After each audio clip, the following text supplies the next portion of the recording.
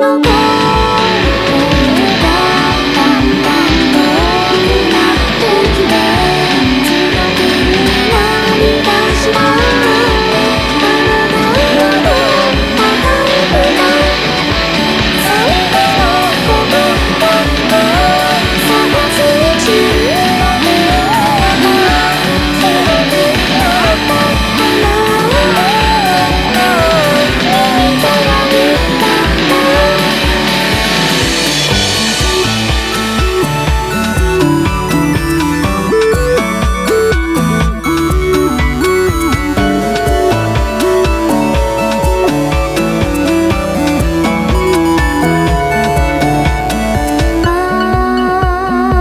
さよならリフレ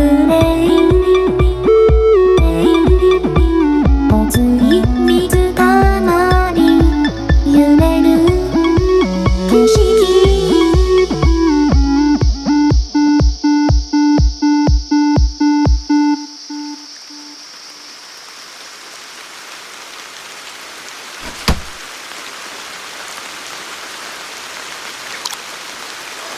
二人でさすには小さすぎた傘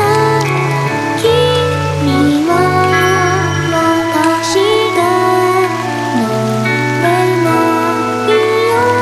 うにと私も同じだった二人の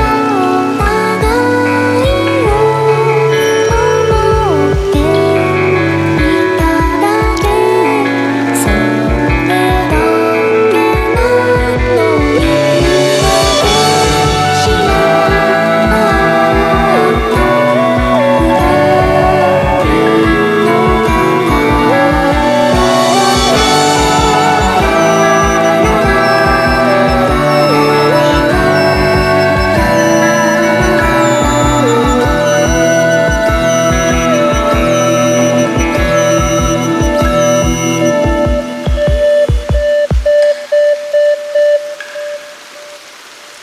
二人の